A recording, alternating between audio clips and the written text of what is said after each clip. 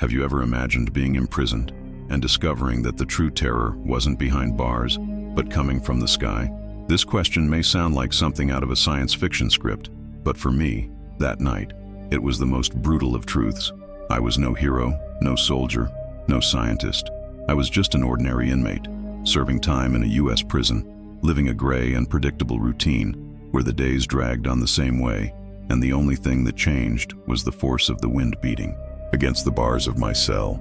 And yet, it was precisely from within this forgotten place that I saw humanity take its first step into the unknown, a step that began not with hope, but with destruction.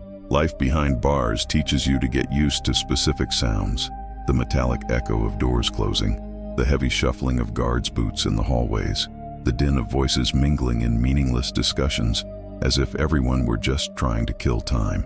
Nothing seemed to escape this mechanical routine until something began to change.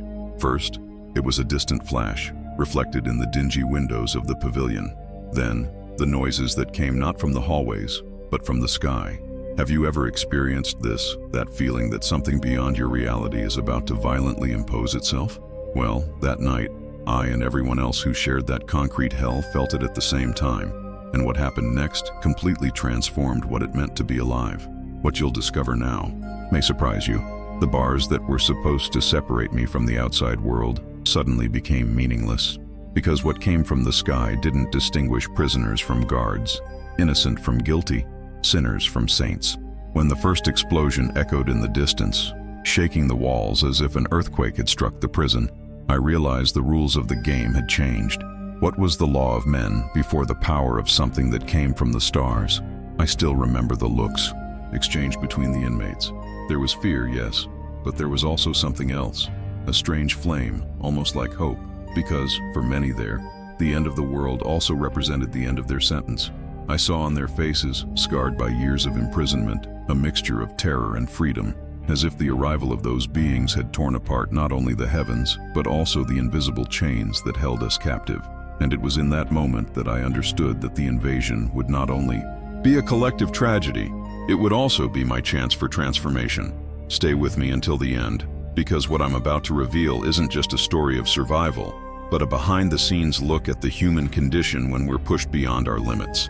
The metallic sounds that filled the security radios, the flashes that blotted out the stars, and the feeling of being watched even from inside the cell, all of it created a scene that seemed straight out of a nightmare. And yet, I was awake. I was there, feeling every second as if it were my last. The first lights piercing the sky weren't immediately interpreted as a threat. Some inmates thought it was simply a military exercise. Others thought it was some kind of violent protest. But when the power suddenly went out, plunging the entire prison into suffocating darkness, and the silence was shattered by the first beam of light that pierced the walls as if they were made of paper, there was no doubt. It wasn't human. It wasn't earthly. It was something much larger. And we were at the epicenter of a revelation that would change everything. I took a deep breath, trying to control my animal instinct to run, even though I knew there was nowhere to run.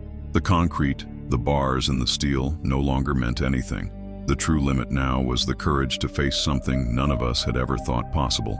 It was in that moment that I understood that that night wasn't just about invasion. It was about choice, about deciding between being paralyzed by fear or using chaos as the only way to achieve something that until then seemed impossible.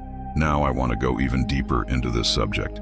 As those lights cut through the sky and the prison trembled as if it were about to collapse, I realized that what was happening went far beyond walls, bars, or sentences.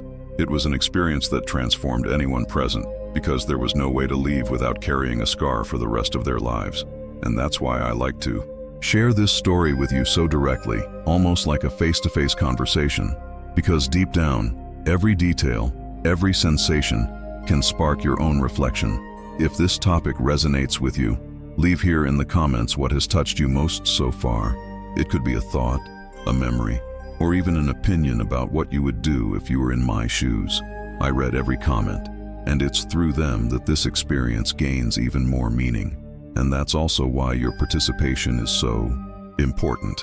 When you like this video, you're showing that this type of content deserves to continue being produced. When you subscribe, You ensure you'll follow the next chapters of this journey and, at the same time, help this channel grow, reaching more people who also seek intense stories full of suspense and revelations. Ultimately, it's not just a video you're watching, but a community you're helping to build. So, if this touched you in any way, don't let it go unnoticed. Like, comment, and subscribe, because every gesture you make is what gives this narrative its strength to live on.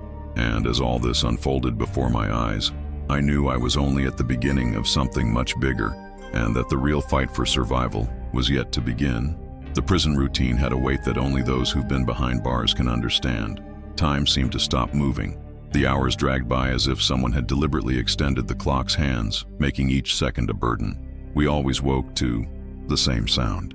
The metallic creak of cell doors opening and closing violently. The guards' dry footsteps echoing down the corridor, as if to make it clear that they were the ones who dictated the rules in that world of concrete and iron. The food came on plastic trays, tasteless and cold, but no one complained loudly, because complaining was expensive. The other inmates' gazes were always hard, as if each carried in their pupils the story of a broken life and, at the same time, the silent threat that you shouldn't get too close. The days were colorless. The gray of the walls, the worn brown of the floor, and the orange uniform formed a repetitive landscape that had become part of my skin. I grew accustomed to counting the cracks in the cell ceiling like one counting stars on a moonless night, and perhaps that was what struck me most, the absence of the sky. Inside, life was always limited by bars, high walls, and barbed wire fences. The sky appeared only in fragments, like a distant painting glimpsed through rusted ironwork. It was ironic to think that, on that very night, the sky would reveal itself in a way no one could ever imagine. The atmosphere between prisoners and guards was always tense, an invisible line that could snap at any moment. All it took was a sideways glance, a misplaced word, and the entire prison could become a powder keg. Hatred, anger, distrust, everything was always smoldering, waiting for a spark. And yet, there was routine. There were unwritten rules that maintained the minimum order necessary for everyone to survive the next day. It was a fragile balance, sustained by fear, instinct, and the need to keep one's head up without inviting trouble. I used to think nothing would ever change inside, that life behind bars was a sentence not just of time, but of immobility. You learn to wake up, eat, work in silence, return to your cell, sleep, and repeat it all over again, without expectations. It was a kind of slow but predictable death. I had resigned myself to this logic, convinced that the world outside kept turning, and that I would only see it again when I had served every minute of my sentence. But that night, the very predictability of prison was shattered. It's funny how the human mind clings to even the most suffocating routines. Prison, for all its weight, was also a familiar space, where we knew the rules of the game, however cruel they might be. But when the first strange noises came from outside the walls, when unusual lights abruptly cut through the sky, I realized the world was about to swallow us in a chaos that not even the corridors of that prison could contain. The impact of this contrast was immediate, from the suffocating monotony of confinement to the imminence of something grand, destructive, coming from above. And it was at that point that a hidden truth began to unfold within me. Prison wasn't the end. It was merely the backstage of something much greater, a cruel rehearsal for an even more devastating spectacle. I wasn't ready, none of us were, but the transformation had already begun. Because, the moment the sky lit up differently, I realized that the bars surrounding me no longer meant anything compared to what was coming from outside. Now I want to go even deeper into this subject, because what seemed like just another ordinary night behind bars would turn into a scenario of absolute chaos, where every decision, every movement, would define who would live and who would be just another shadow erased by the unknown. Comment there. That makes sense to me. The first sign that something wasn't right came not in the form of noise, nor a confrontation between prisoners and guards, but in light. A strange light filtered through the small rectangle of sky I could see through the bars of my cell. Normally, nighttime in prison was a dull spectacle. A pale moon, a few stars blurred by the pollution of the surrounding cities, and the powerful floodlights of the outer wall, which created a constant artificial brightness, as if to remind us all that freedom always lay beyond a lit wall. But that night the sky seemed different, stained with hues I couldn't explain. It wasn't moonlight, it wasn't lightning, it wasn't an airplane. It was as if something were moving up there, approaching, glowing in colors that didn't belong in this world. At first I thought it was just a reflex, some illusion created by my exhaustion, but then the other inmates noticed it too. Screams began to echo from inside the cells, questions hanging in the air, everyone pointing to the same patch of sky. The sound of bodies hitting the bars grew louder as some tried to climb onto the beds to get a better view. "Look at that! See? It's not a helicopter, it's not a helicopter!" Someone shouted in despair, repeating the words like a mantra that found no answer. I approached the bars of my cell and saw more clearly, tiny dots moving erratically, as if they weren't obeying gravity, dancing in an impossible way. That's when the ground shook. First, slightly, like when a heavy truck passes through a nearby street. But the prison had no nearby streets. We were isolated, far from the city, surrounded by miles of countryside. The second tremor was stronger, enough to make the plastic cup on my desk fall to the floor and roll into the corner of the cell. This one didn't seem to come from inside, but from outside, as if something gigantic had landed on the ground. The metallic sound of the impact reverberated through the corridors, and some inmates began to scream, no longer in curiosity, but in panic. The sirens wailed. They weren't the normal prison sirens, the ones that sounded when there was a fight or an escape attempt. These were different, shrill, cutting through the air like blades, so high-pitched it seemed impossible to stand still without covering your ears. The sound came from all directions, automatically activated by some emergency system. But the disturbing detail was that no one knew exactly what was happening, not even the guards. I could hear footsteps running down the hallway, the sound of keys rattling against officers' belts, and the hoarse voice of one of them shouting orders for everyone to stay inside their cells. But there was something in the intonation of his voice that made me realize he wasn't safe. He also didn't know what to do, and when a guard doesn't know what to do, you know the world is going off the rails. Soon after, the interference began. The portable radios the guards carried began to crackle, spewing out disjointed sounds that sounded more like distorted whispers. Words mingled with metallic noises, voices lost in impossible frequencies. Some prisoners laughed nervously, others shouted to know what was happening. I remained silent, watching. It was at that moment that I realized the prison was no longer a place of containment. It was a trap. We were trapped inside a concrete box with nowhere to run, no way to fight back. Outside, the lights grew brighter. Now they were bright beams, piercing the sky like spears, illuminating parts of the countryside beyond the walls. The air seemed to vibrate, heavy, charged with electricity. I placed my hand on the window grate and felt a strange tingling sensation run through my fingers, as if the metal structure itself had been imbued with energy. That was when I understood. This wasn't human. It wasn't military. It wasn't anything I'd seen before. Not even in the worst documentaries about wars or secret weapons. A guard ran down the hallway, trying to maintain his composure, but the radio on his shoulder broadcast desperate voices. "No response. Airspace. Blocked," were the only words I could make out before the hiss swallowed the transmission again. His gaze met mine for a second, and in that look was the same question written on every inmate's face. What the hell is going on? Chaos spread in waves. Some prisoners banged on the top bars, demanding answers. Others huddled in the corners of their cells, praying softly, as if someone were still willing to listen. I was somewhere in between, alert, trying to grasp every detail, but without letting despair take over. The mindset I'd developed throughout my life behind bars told me that panic only served to increase the chances of death. Survival in any situation means keeping a cool head while everyone else loses theirs. But it was impossible to ignore the signs. The tremors in the ground, the sirens, the communications failure, the lights that didn't obey the laws of physics. Everything indicated that we weren't facing a riot or a natural disaster. It was something bigger, something that made even the armed men guarding us lose their composure. And if they, who represented the highest authority in that place, were confused and afraid, then we were completely at the mercy of the unknown. I leaned my forehead against the cold bars and took a deep breath. Outside, the sky was no longer the same. The dots that had previously seemed to wander now formed patterns, as if following a planned choreography. A hidden truth began to form before me. This wasn't a visit. It wasn't a passage. It was an occupation. The impact of this realization was devastating. Prison, which had previously represented the worst thing in my life, suddenly seemed too small for what was to come. For the first time, I understood that the bars, the walls, and the guards no longer mattered. All of this could crumble in a matter of minutes.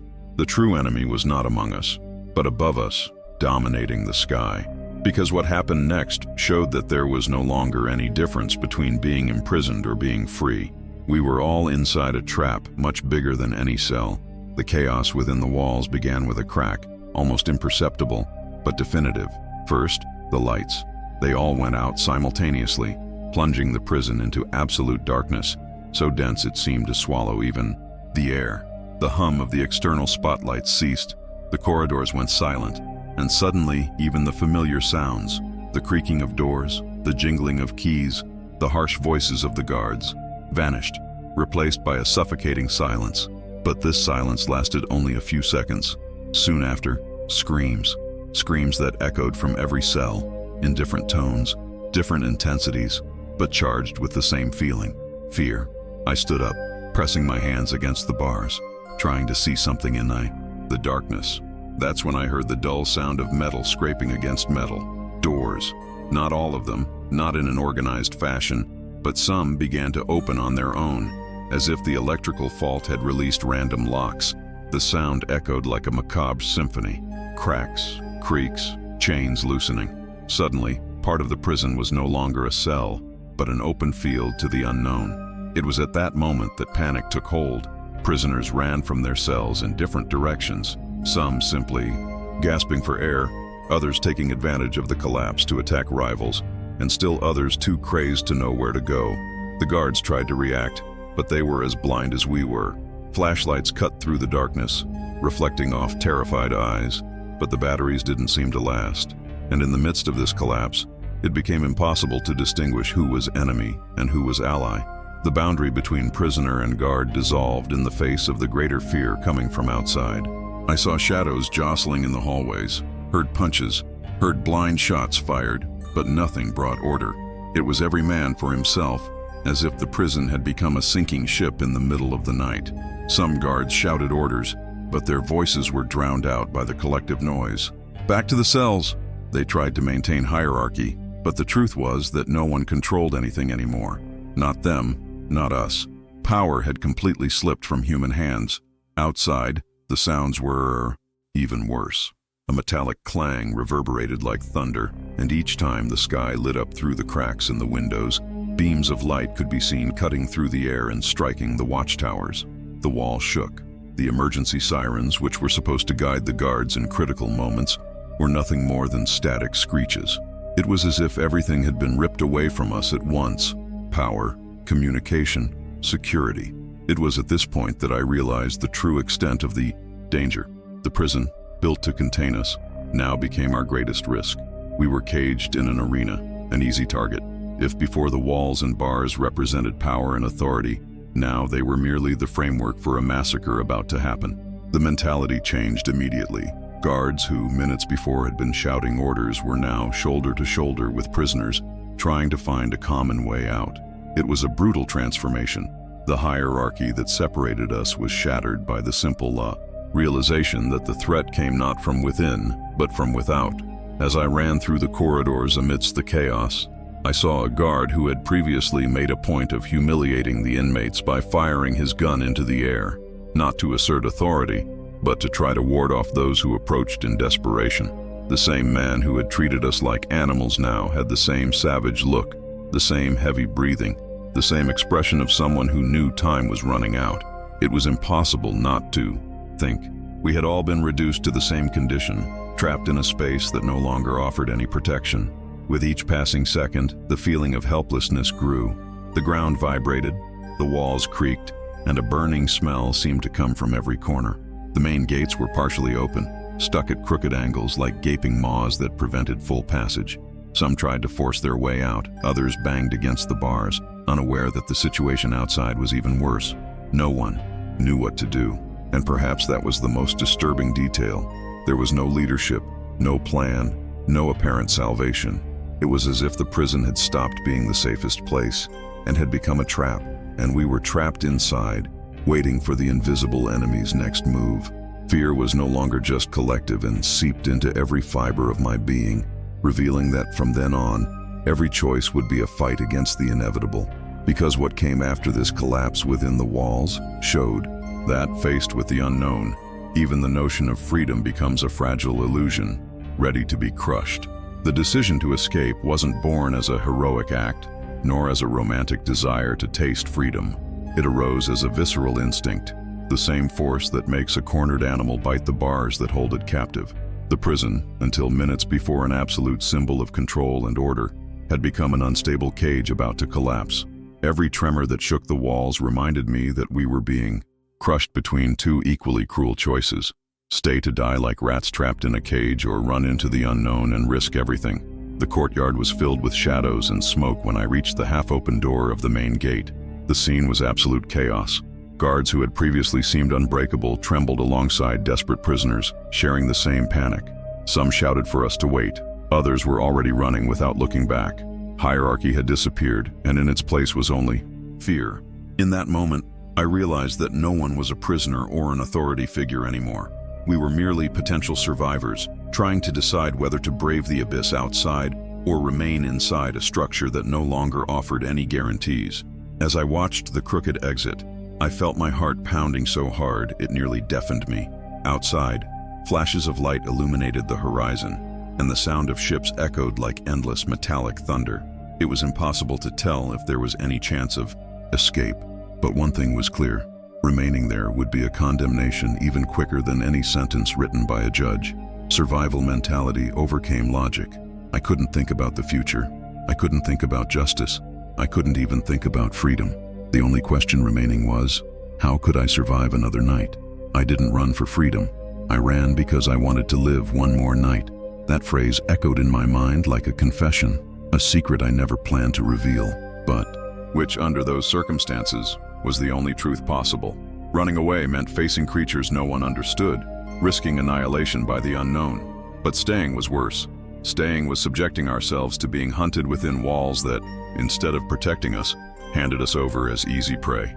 I ran. My boots pounded the ground, each step weighing a ton. I passed through the gate, my chest heaving, my eyes wide, the smell of gunpowder, smoke, and blood mingling in the air. Behind me, the prison screamed, sobbed, and crumbled to pieces. Ahead, the world opened, filled with beams of light, explosions, and the terrifying sound of ships.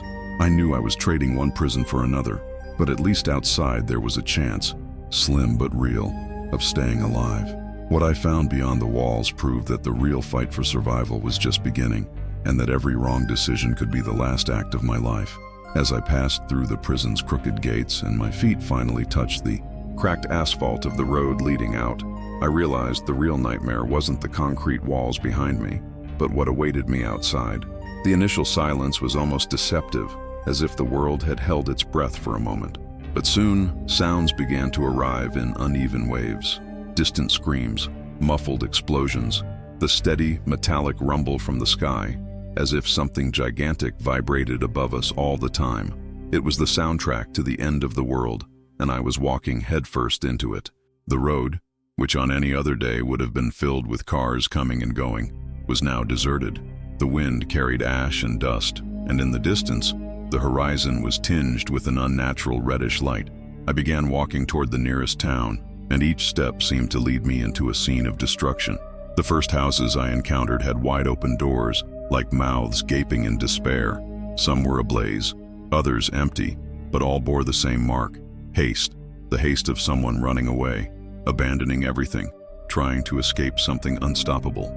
As I entered the main streets, I saw what it truly meant to experience the first night of an alien invasion. The buildings were ablaze, and the fire illuminated the night with an intensity that rivaled the ships themselves, streaking across the sky. Shattered glass covered the ground, reflecting greenish and bluish lights coming from above.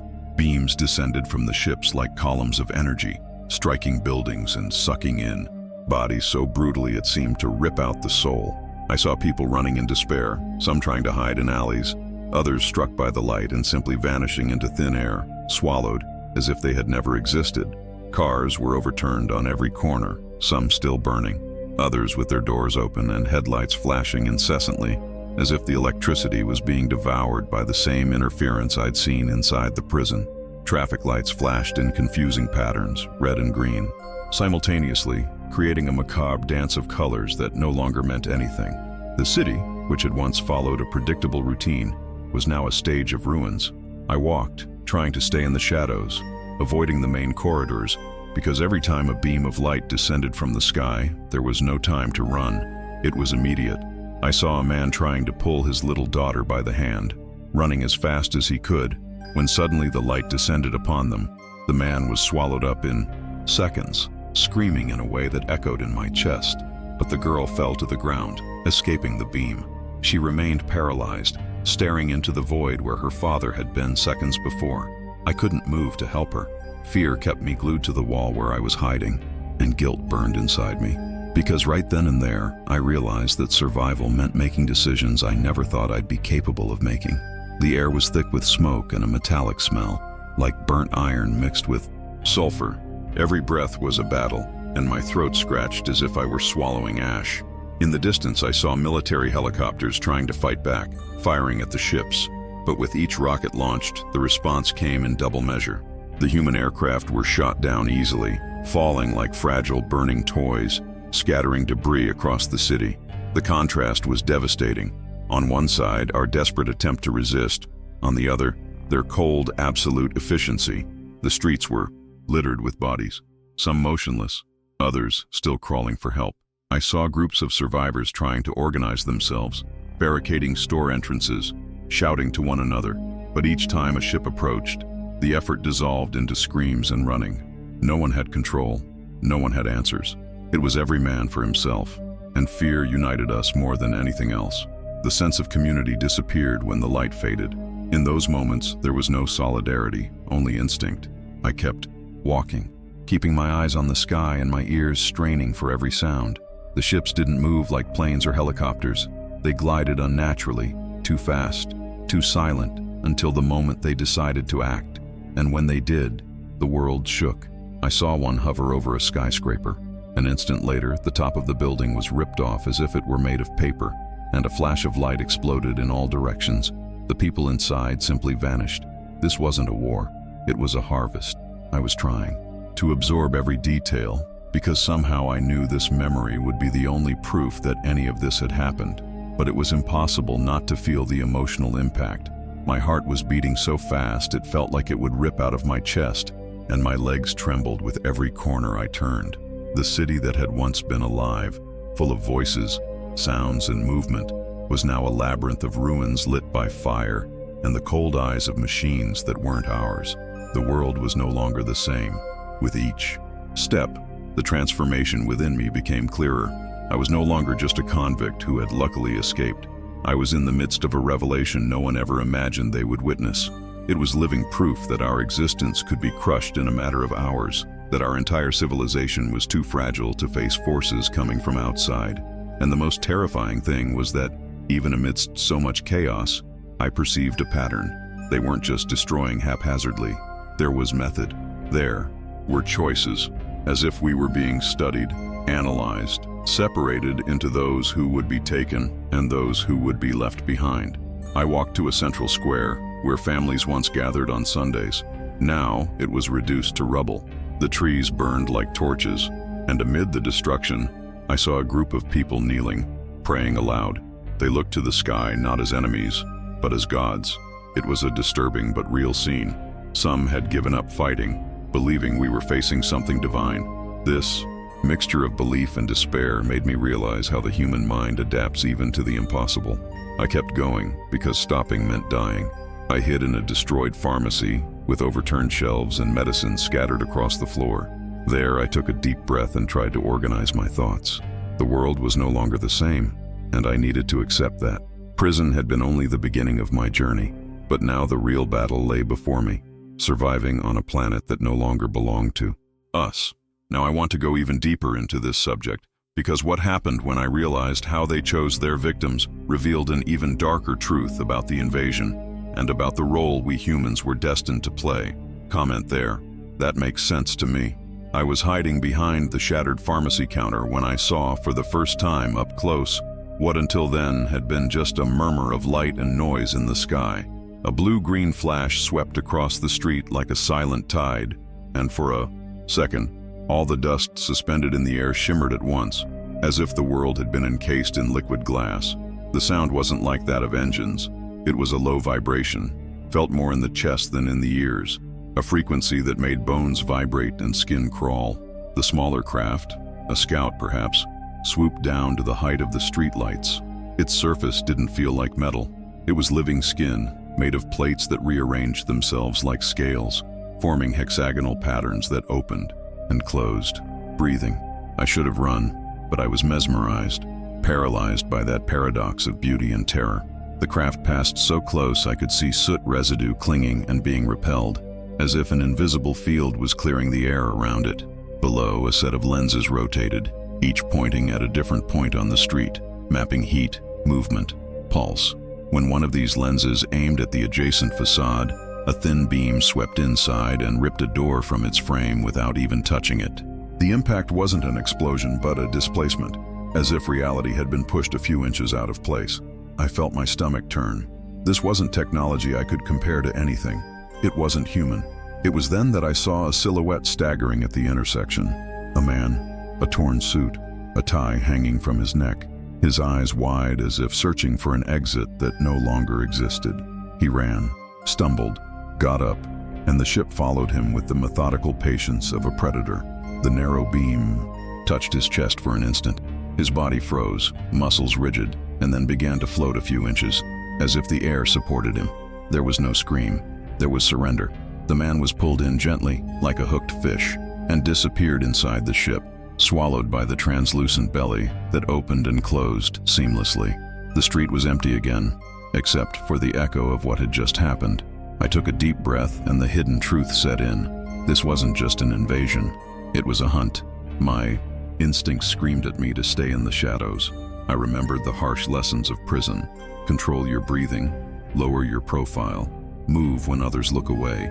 The mentality that kept me alive behind bars took on new meaning there. I scraped soot from the shelves, rubbing it on my face and arms to break the sheen of my sweaty skin. I ripped the sleeve of my orange uniform and tied it around my forearm to contain the trembling.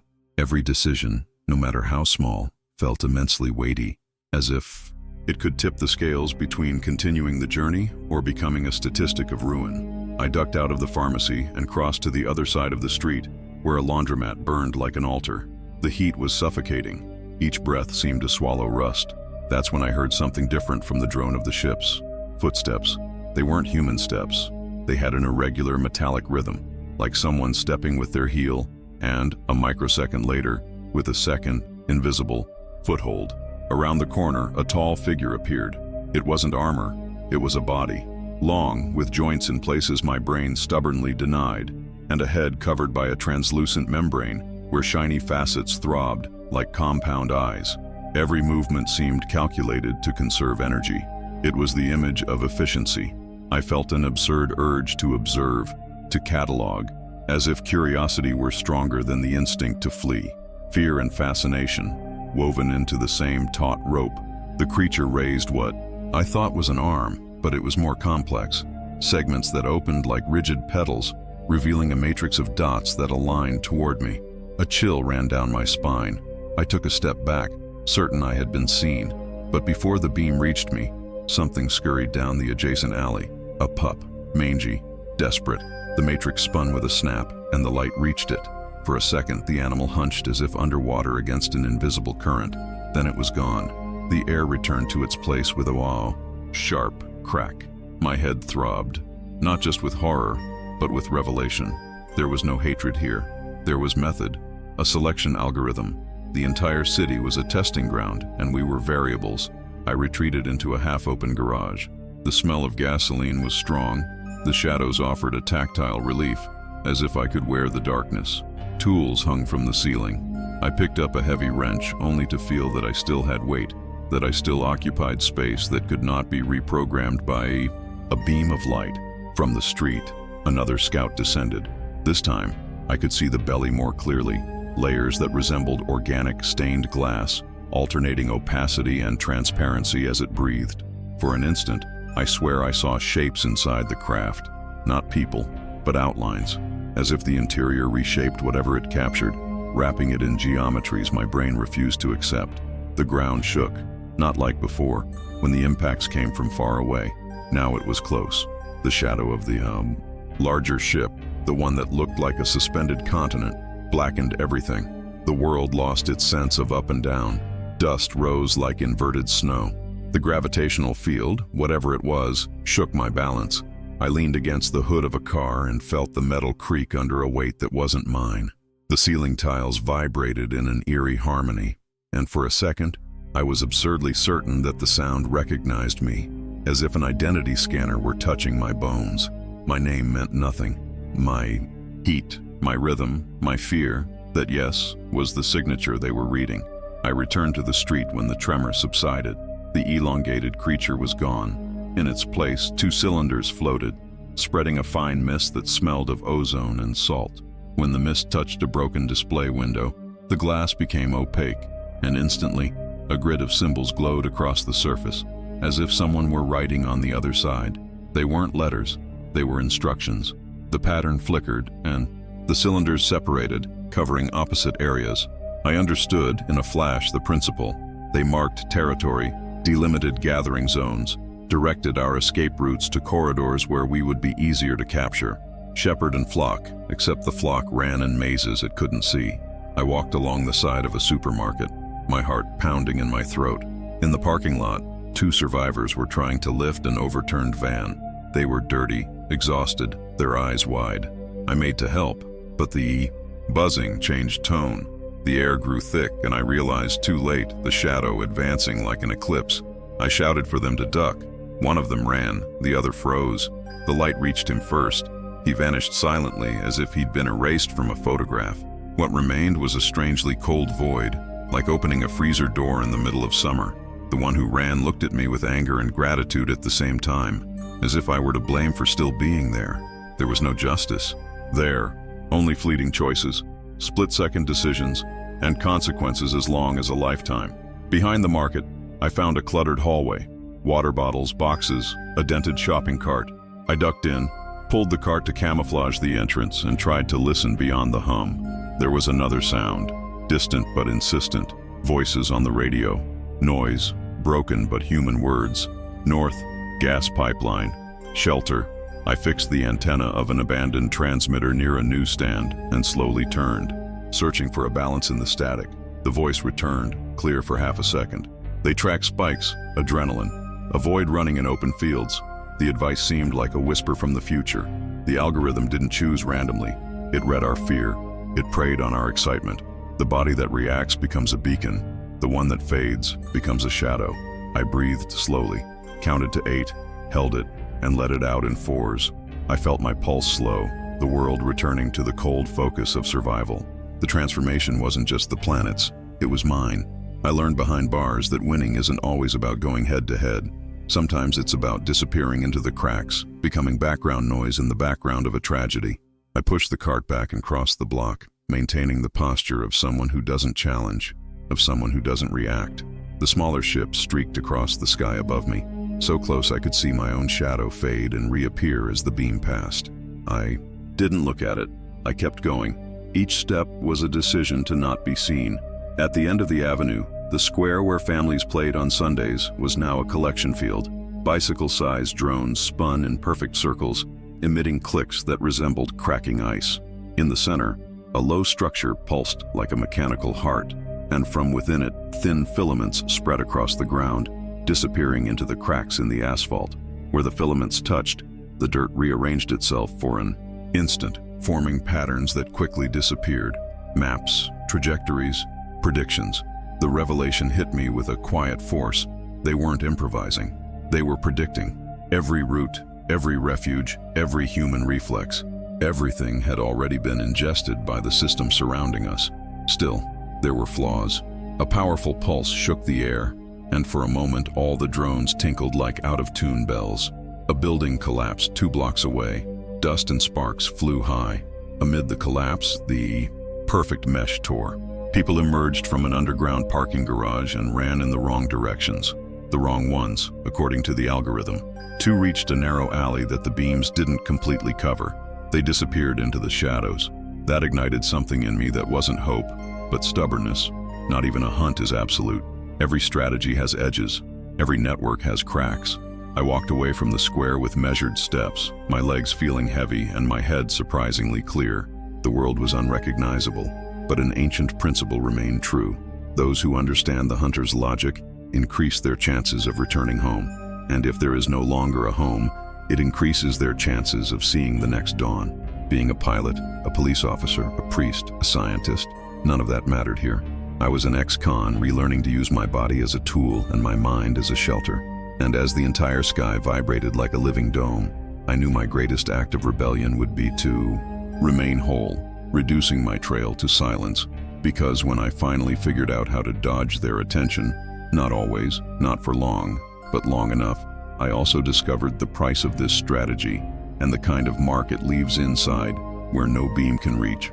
The first 24 hours after the invasion were an unbearable mix of fear and instinct.